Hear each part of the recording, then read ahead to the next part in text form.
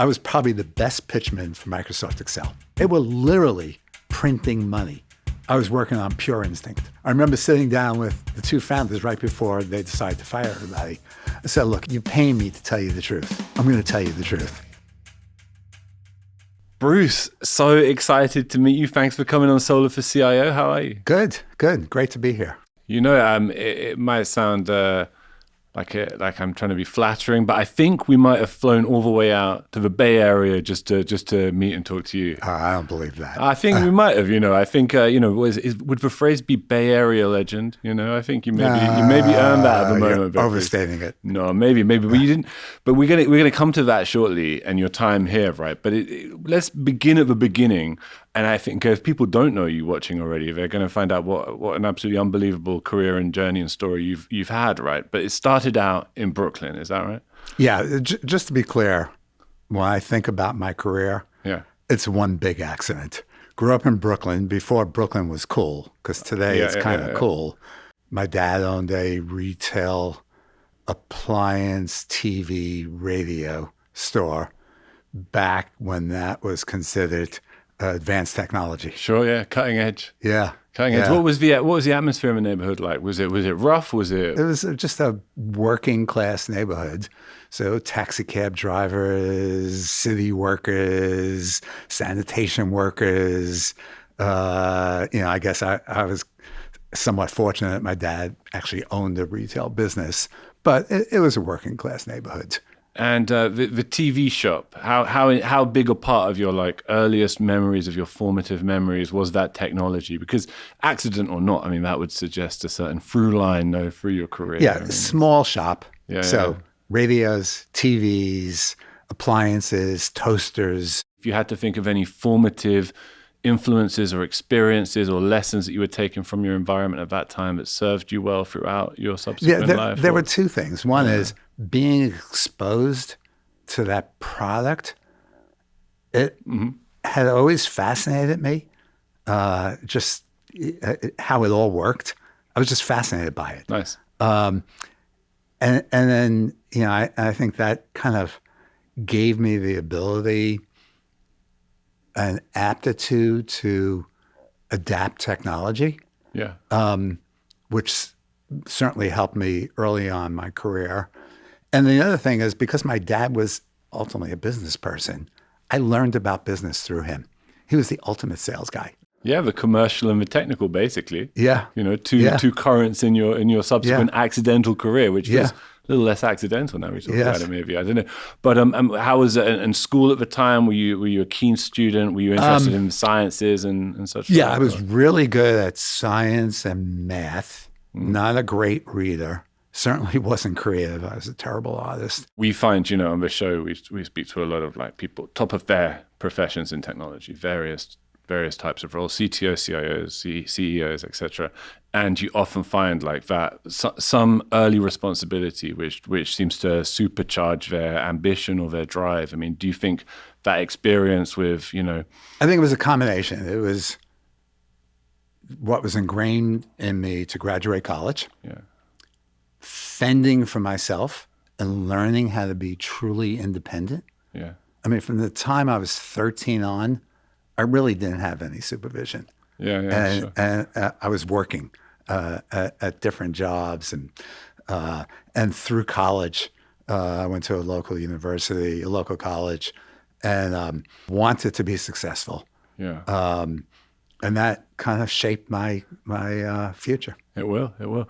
And so you went to college, and I presume you graduated? Yeah, I graduated. I graduated. It did take me 5 years. I only thought maybe you got some job offer in the middle of college. No, it took me 5 years to graduate because I was putting myself through school. Wasn't sure what I wanted to do. What were you studying, sir? I was studying health science, thinking about going into teaching, thinking about going into social work, and ultimately answered an ad in the New York Times for what was called a retail merchandiser. And I ended up getting hired. And there was 7 of us in the New York region being hired because they were about to launch, they had some handheld electronic games, like LED versions of football or MLB baseball, backgammon. And they were about to introduce a video game to compete with Atari, which was one of the first generation video games. And do you think that was like, how would you describe that role? Essentially as like a marketing role or a sales role or a fusion of the two? It was a fusion of the two. Yeah. And what were you learning about those different disciplines, do you think, at the time? Especially back then, kid growing up in Brooklyn, no real understanding of corporations. Mm-hmm. In fact, success for anybody with my background was you either work for yourself, you become a professional, doctor, lawyer, accountant, but very few went to work for corporate America. Yeah. And I literally knew no one in my entire neighborhood, relatives, who had ever gone off to work for a corporation. And what stood out to you then? Was it either or? What were you learning most about the corporate environment then? Or what were you learning about yourself and your ability to function in that environment? So I learned I was really good at pitching. Yeah. I was a good salesperson. Sure. And I was really good at product. I was learning on the fly. Mm-hmm. I was working with third-party sales reps and seeing how they manage multiple products and multiple product lines. The other thing that was happening in the background was the company, the division, went from about $5 million from when I joined to about $500 million. And it was out of control. Mm-hmm. Couldn't make the product quickly enough, couldn't ship the product quickly enough, experimenting all new products. It was literally out of control. And I got to see all the inefficiencies of how a big company could get out of control, which at the time I saw it, it was like, wow, this thing's really messed up. Didn't really pay that much attention to it, but I never forgot about it. Was something in your mind going, I wouldn't do that, I would do this? Yeah, absolutely. It's like, why is this person getting promoted? Why are we adding all these product managers? Why are we introducing XYZ product? Why are we marketing it this way? It's like, there was just so many things that to me seemed so obvious that it's like, this is like a big company, super successful. Yeah. I can't believe all this stuff that's going on. And then finally it caught up to them. Do you put that kind of, say, mismanagement at a corporate level down to just a series of bad decisions or a fundamentally bad outlook in the people in charge? Like, can you reduce things to a more sensible way of seeing things on that scale? Greed, politics. Go on. Yeah. Greed and politics. The people were out for themselves. Yeah, they were out to get promoted. They were out to make money. This was a high growth division, and this is a way for people to really accelerate their careers, especially people who were much, much more knowledgeable than I was about corporate. Certainly corporate America. Most of these people came out of great business schools, Harvard, Wharton, Stanford, and so on. And they were well equipped to play the game. But how did you end up from, to becoming ultimately the Bay Area legend? So you have to go back a little bit first. So Mattel's collapsing. One of the senior salespeople at Mattel Electronics went to go work for this tiny computing company up in the Seattle area. And the guy I worked for at Mattel went to go work for him. He said, hey, Bruce, the company I'm working for, they're kind of really geeky and nerdy, all techies, but they're really looking for people who have the ability to call on the retailers who have a real sales marketing knack. And I think you'd be great at it. And they had a product called Microsoft Word. Clue in the name. Yeah, and they had a product called Microsoft Multiplan. Right. Pre-Excel. Flew out got the job to be a salesperson for part of the New York metro area. And again, because I was so good at understanding the technology enough, the products enough, it was recognized by everybody at Microsoft. And then I got promoted to call on the major chains. And there was a sales meeting of just the major chain and distributor managers in Bellevue. I was sitting in either second row or third row, and either in the fourth and fifth row was Bill. And I'm kind of hearing this behind me, not turning around to look, but something's going on a couple of rows behind me. Bill stands up and he goes, "You guys don't know what the you're," and using pretty crude language, talking about. All I can tell you is the next time we had that meeting, that guy was not there. The guy was gone. Bill was intense. Bill would fly coach. Bill would, when we used to go to Comdex to the computer show, everybody would share rooms. You would think this was a starving company. Right. Even though the company was, the company had MS-DOS, the company was getting royalties left and right. The company, the apps were beginning to take off. But I remember those days, and it was an education. For me, it was like drinking out of a fire hose because it forced me to learn about technology in a way that I would have never learned anywhere else because I was surrounded by technologists. And your interactions with Bill at the time, I mean, did it occur to you at the time, and it's arguable, right? But I'm working for a genius, feasibly, because it's probably not an exaggeration, right? Like, I was frightened of Bill. Yeah, and Bill was kind of weird at the time. Sure. We'd go to these sales meetings, and he'd have too much to drink. The next thing I know, he was out of control, literally out of control. Again, my age, so, I was in my late 20s, maybe 30 at best. He was a 30-year-old single guy, but I was intimidated by him. Sure. And most of my interaction was with sales and marketing. I was so close to the ultimate user, the ultimate customer. I had a lot of confidence and ultimately credibility to go back to the company and suggest things that they should do. I'm pretty street smart about this stuff. And I think that's what differentiated me. And that was appreciated by the Microsoft leadership. Microsoft leadership, Microsoft product people, Microsoft salespeople. It was like they recognized my unique skill. I remember giving notice at Microsoft, and I remember getting somebody sending an email to Bill saying, "Hey, we should not lose Bruce." So here's a company that's printing money hand over fist.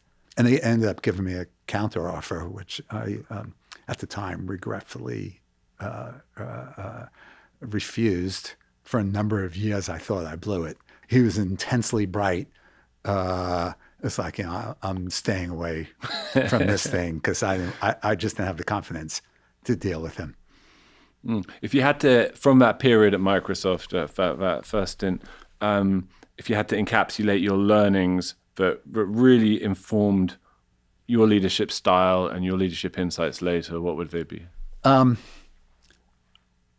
intensity of Bill and the company and the bar that was set. Bill was relentless. Yeah. And he knew, and this is something I appreciated over time, if he could own the word processor, he could own the desktop. He was able to convince Steve Jobs and work with him closely on Word and Excel to differentiate the graphics. Remember, this is at a time, it's still MS-DOS, not Windows. Windows is in the labs. He's going, if I could make these apps successful on Mac, it gives me a vehicle to showcase Windows. And then once you own the apps, you own computing. You own all of end user computing. And it was that kind of like commercial vision that maybe stood out to you, right? Like how to look for opportunity almost. This is like, you own the world if you could do that. Sure. And he was intense about it. He was driven. He was driven. And that drive came down. Relentless. And that stuck with me, that intensity. So if you're gonna do something, do it with intensity is kind of the lesson I learned. It was becoming more and more technical, more and more, less and less retail, more and more enterprise, selling to corporations directly, way out of my comfort zone. I remember calling on the VP of IT, I think it was for J.C. Penney's. And I was intimidated because they understood technology. I had no clue for how enterprises worked. And then there was some corporate politics around me. I'm going, wow, this is not fun any longer, even though I had all this credibility in the company. And that's when I made the decision to leave. I don't need to put up with this BS. I'm not having fun. I'm going to go off and do something else. And then that's how and then I got the counter offer and held on to that letter. You kind of look at what developed and wow, much more fulfilling than just being CRO. Oh, let's explore the next chapter. Yeah. So where was the counteroffer? A few months later, Apple was spinning out their software. And I had worked closely with Apple while I was at Microsoft. Because when I was at Microsoft was tiny. Apple was big. I was responsible for the New York region. I've got 10 Apple salespeople for one of me. I'm going to teach Apple how to sell Microsoft Excel and Microsoft Word. And this way I get leverage. I got to know them really well. And I remember meeting with Bill in New York. And Bill was a coach, was forever a coach, was on Apple's board when Steve came back, kind of mentored Sergey and his other founder, and Eric Schmidt at Google, was one of the mentors at KP, Client Perkins.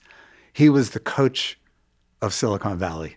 And he ended up recruiting me, ended up taking the job. Ultimately, he called me up. Two things happened. One is Apple got cold feet. They felt like they needed to own the software, and they weren't going to take the company public. B, he really wants me to move to California to take over as head of sales. And scary because my family, my wife's family, all East Coast based. California, people, they behave differently. They're different. What do you think made him the coach of Silicon Valley? Like, what qualities makes you that? Like, an amazing leader. I don't think he was ever a great manager, but incredible leader. Like, if Bill was going to jump off the cliff, he'd have all these people following him. Yeah. And because he painted a vision, he valued contribution, he valued individuals, he took the time to develop a personal relationship with everyone. He was somebody who I wanted to please and everybody else wanted to please. And because he cared about my success. He forced me to learn every aspect of running a business. I never worked in a corporate environment before, like staff meetings and company meetings, all because I was a sales guy. I was out in the field. This was a new experience for me, learning how corporations really worked internally. I learned how to be less aggressive and tone down my New York attitude and be more sensitive to others. Soul of the CIO is sponsored by Nexthink. Now, if you work in IT, you'll know too well how disruptions can derail productivity fast. Nexthink's AI-powered platform for digital employee experience keeps you ahead. It uncovers issues others can't see and resolves them automatically with employee-centric AI and always-on automation. Employees stay productive, IT stays proactive and even preventative, and leadership sees results. Nexthink, ahead of every IT disruption, behind every strategy. Learn more at nexthink.com. Interested, before we move into this a little deeper in your time on the West Coast or its beginning, contrast for me the corporate cultures of Microsoft and Apple at that moment. By the time I got to Apple, it was a company that was not focused.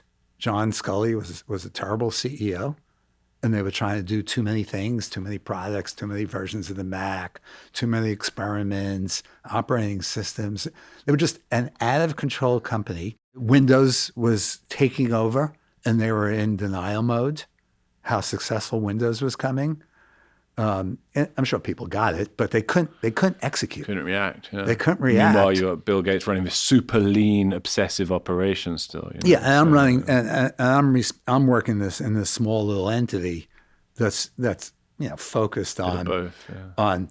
We're trying to figure out cross-platform software. We're trying to develop for Windows.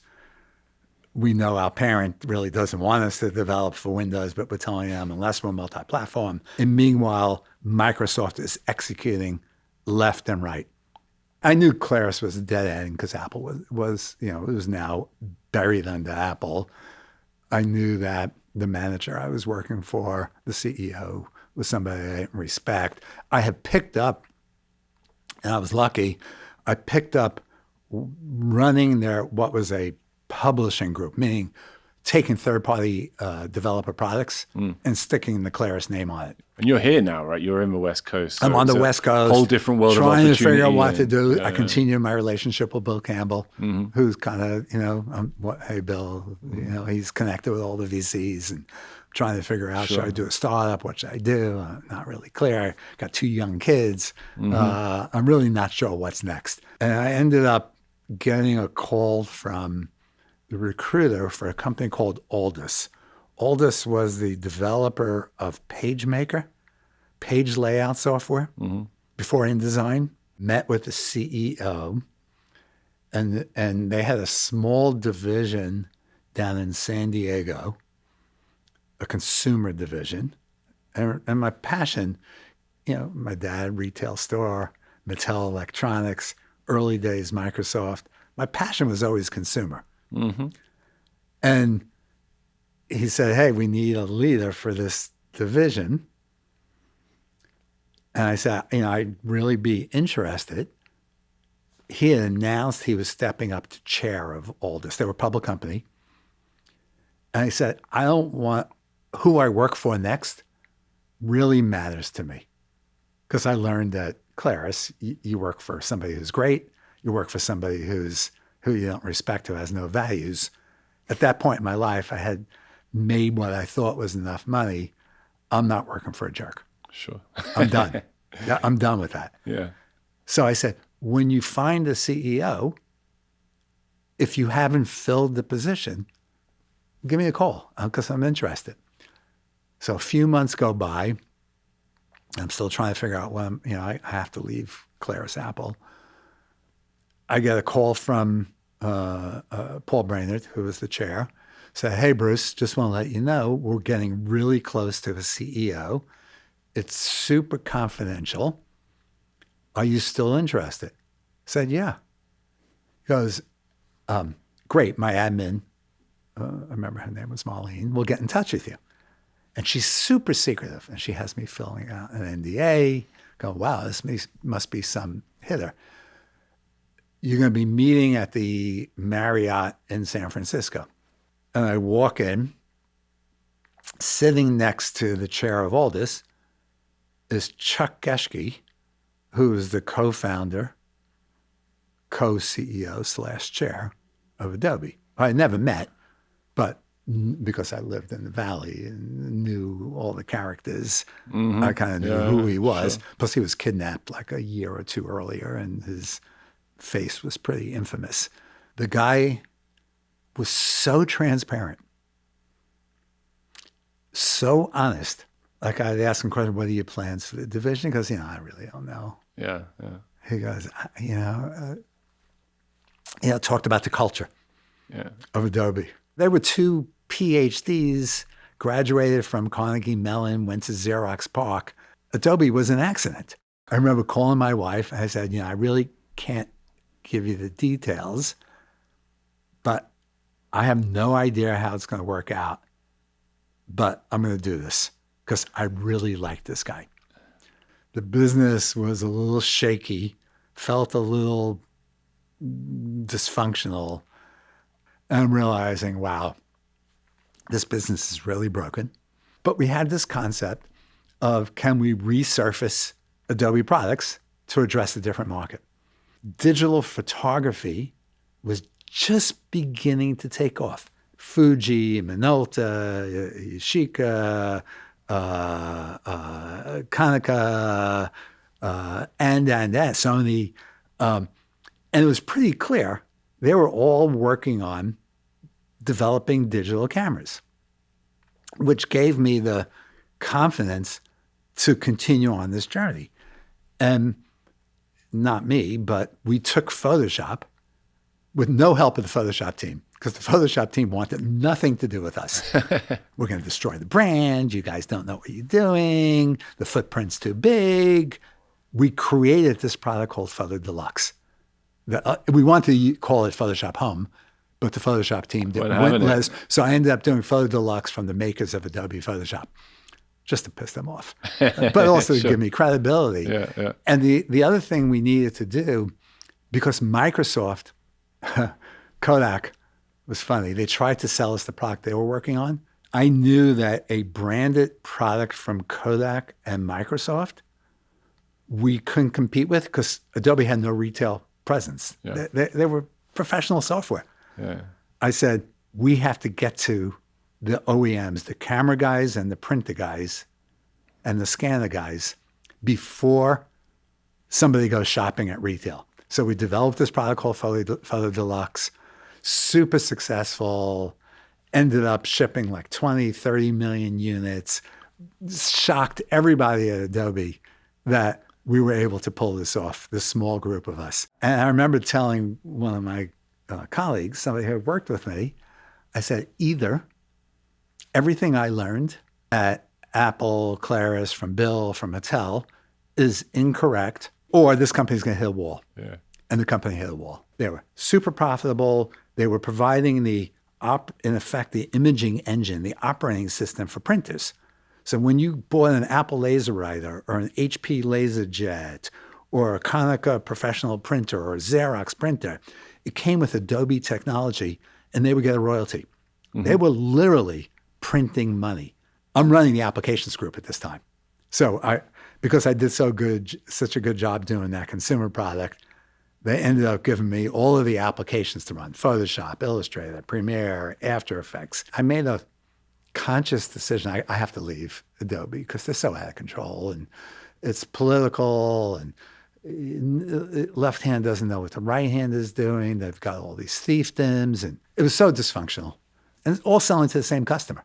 So organizationally, it made no sense whatsoever. And I remember going off on holiday with my wife, and my kids were probably maybe 6 and 3 or 7 and 4. We're at the beach on the Jersey Shore with my wife's family. And I got a call on a Friday. John Warnock, who's the CEO from Adobe, wants you to call him. John never picked up a phone and called me. He would use email. So I called his admin. I said, Mary, I got a message that John called. Does John really want to speak to me, or is this somebody who's just, is this a hoax? She goes, no, John really wants to speak to you. Hold on. Bruce, this is John. Just want to let you know, we're firing our CFO, our head of products, and our head of marketing. Why don't we chat on Monday and talk about what kind of role you want? Freaking out. I'm mentally saying, I got to get out of here. I spent the weekend drawing all kinds of org charts, thinking about what the organization should look like, how to consolidate. Oh, there's pencil and paper in the kitchen while my family is off on the beach. I call him on Monday. All right, Bruce, you got the job. You're going to be head of products, head of marketing. Why don't you come in on Monday and tell us what you're going to do? Panic. First of all, I barely understand the applications. This is professional, creative software.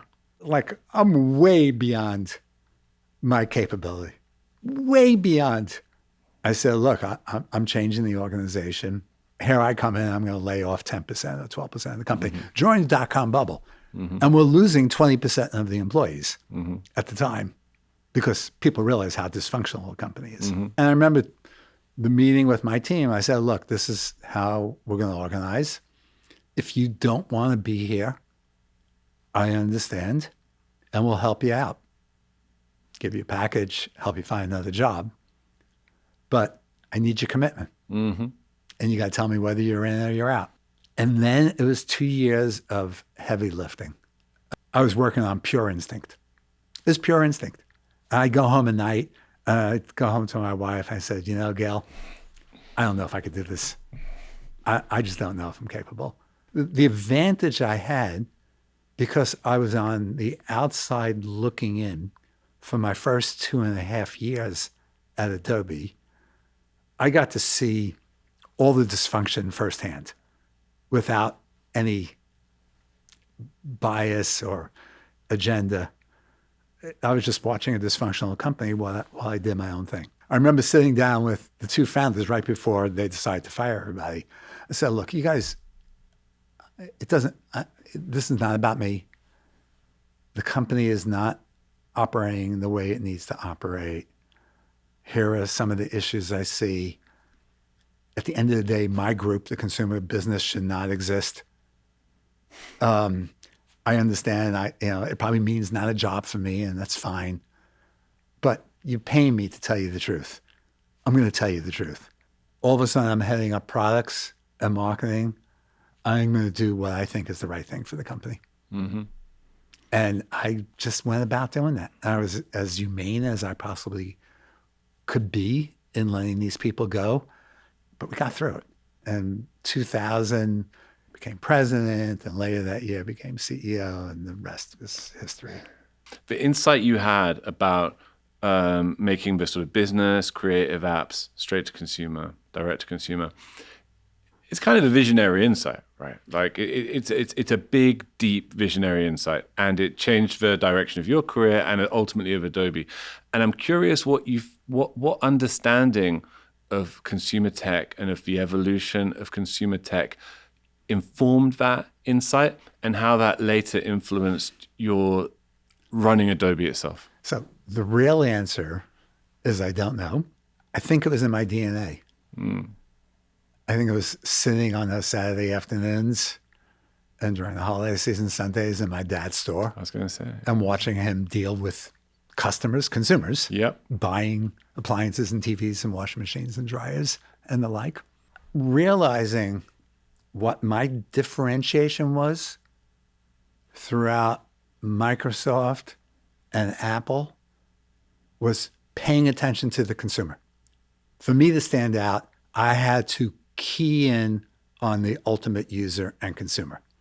How did they work? How did they think? What were they going to do? Going to move on to sort of your post-Adobe career. We're going to talk a little bit about Nexthink. Before we do, just I know I did, as I say, came across that you were sent a sort of letter from an email, I guess, from Steve Jobs saying, "Hey, hands off on the recruitment." Any other characters we haven't touched upon where you've had that kind of personal interaction with to just complete the picture of these different leaders? And you have to keep in mind that the 7 years of which we overlapped, that was a codependency between the two companies. Steve comes back to Apple. Mac is dying. Windows is taking over the world. Adobe is getting criticized for being too Mac-centric. Apple needs Adobe. Steve clearly starts engaging with Adobe. And he'd come to Adobe from Cupertino. And we would do dog and pony shows of what we're working on and blah, blah, blah, blah. And he really wants our support. He wants us to do this product and that product. He's going from OS 9 to OS 10. That was a major change in operating system strategy for Macintosh. It was a Unix kernel, much more secure, allowed for a whole bunch more capability for the Mac. And he wanted Adobe support to take our applications and build them on top of OS 10 instead of OS 9. And I remember going over there, and I walk into the conference room, and he's got a whole bunch of machines that are covered with tablecloths. And he unveils one, and he starts showing the product, and said, "That's an Intel processor. We're moving off of Motorola, and we're adopting Intel CPUs. We just got done moving to OS 10, and we didn't get paid for it. Mm-hmm. You want me to move to Intel I will do it as we have major upgrades. So this way we have new features and CPU compatibility at the same time. He was livid. Didn't want to be held hostage to Adobe. And he would lie. And I'd call him on it. He goes, yeah, I guess I changed my mind. So I knew I couldn't trust him. Yeah. You knew you could or couldn't. I could not trust him. You could trust him to be him. I could trust him to be him. And I knew him. The other thing was Bill Campbell, my mentor, who I still stay in touch with, who I relied on at Adobe for advice on how to run a damn company, was on his board. Mm-hmm. So I sit down with Bill at the local pub. I said, Bill, I'm really struggling with Steve. I'm trying to figure out what to do here. Can you give me some guidance? Because the guy's out of control.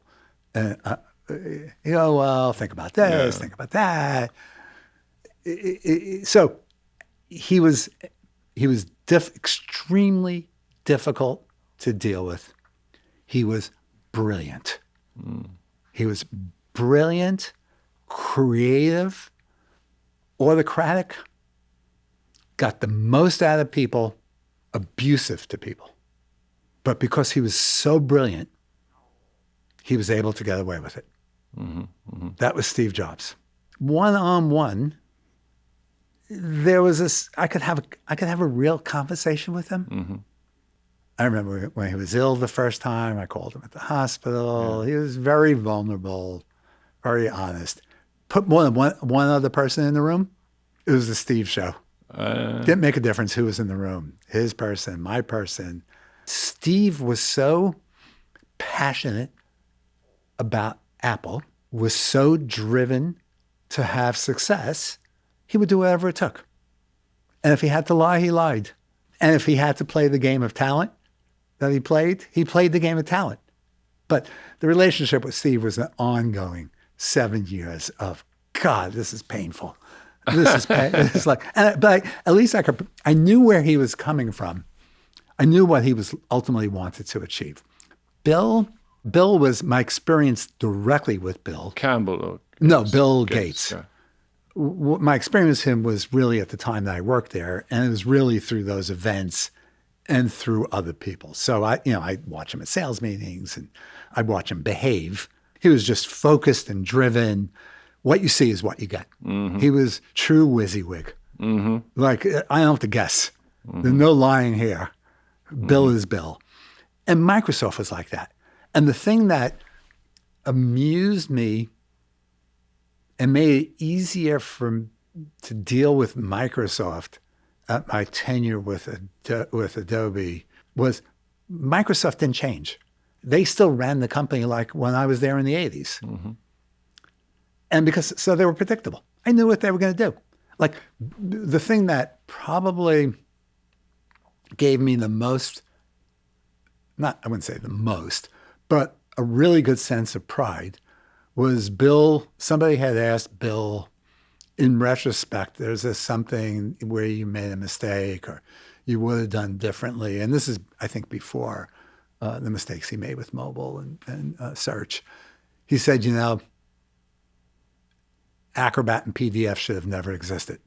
I knew Microsoft was going to be so blinded to the problem because they were so insular. So the big problem that was going on at the time, if I sent you a Word file and you were using a different version of Word, or you were on a Mac and I was on Windows, it wouldn't format correctly. I remember. And they didn't understand the problem because they were so inwardly focused, and everybody at Microsoft was on the same operating system and the same version of Word. So they didn't have the problem. And I was able to leverage PDF as a way to deliver reliable quality output. Ingenious. It wasn't ingenious. Well, it was like, well, Microsoft is never. It's going to be too late. And it really meant a lot to me when I heard that Bill said that he was surprised he let PDF happen. Yeah. Sure. He never realized it was too late. By the time he caught on. Yeah. Good feeling to be 2 moves ahead of a genius, maybe. But again, the company had gotten big, and he was focused on other things, and stuff like that happens. What I was interested to ask you about is, I mean, obviously this is you're a member of the board of Nexthink, and you're in a position in your life where you pick things for your passion for them. And you've said repeatedly your passion has always been kind of more for the consumer side of it. And Nexthink, obviously famous for coining digital employee experience. What stands out to you about them? What stands out to you about that vision, and why do you think it matters? So I've spent the last 17 years as a senior advisor to Permira. Permira is a private equity firm. Not only are they really bright, but culturally they're just really nice people. And nice and private equity don't necessarily sync up. They're a rare commodity, and that they're able to fulfill my intellectual curiosity. They keep me challenged. I'll tell you what I told Larry Ellison when he tried to get me on the board. I said, there's 2 things, Larry. One is, I didn't know him. I said, you have a terrible persona. And I'm not sure. I just got done dealing with Steve for the last, and he was friends with Steve. I said, I dealt with Steve for the last 7 years of my life, and I can't deal with another challenge like that. So I said, the other is, while I understand enterprise computing, it's not my passion, it's consumer. He says, you'd rather be on Apple's board and do all the consumer stuff, but let me tell you why the enterprise thing is interesting, blah, blah, blah, blah, blah. So I have this opportunity to join Nexthink as a Permira investment. I go, it's enterprise. I really like consumer more. Bruce, take a look at it.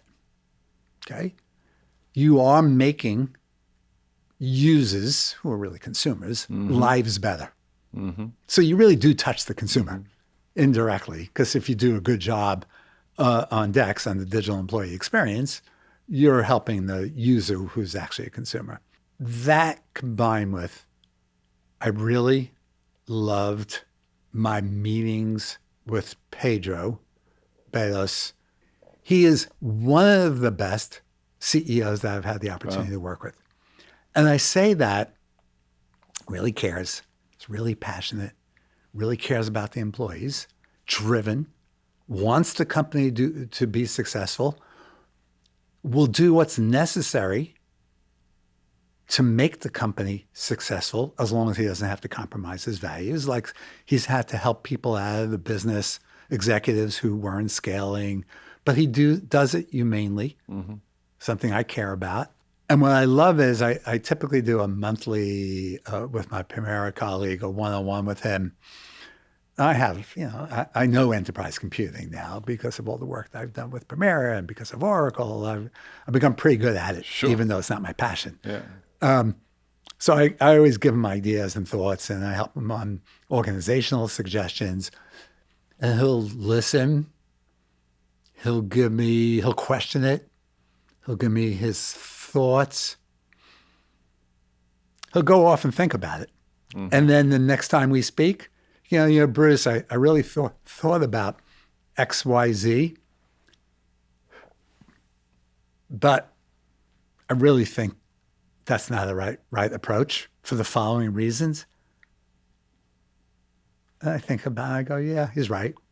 And I love that because, what do I know? I don't live his business 24 hours a day, 7 days a week.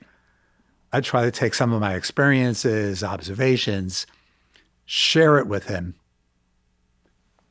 He's the one to need to decide, is it right for Nexthink? That's a rare talent for a CEO.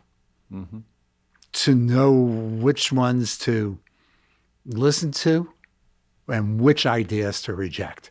Because I've seen 2 flavors of CEOs. One that will cave to the board regardless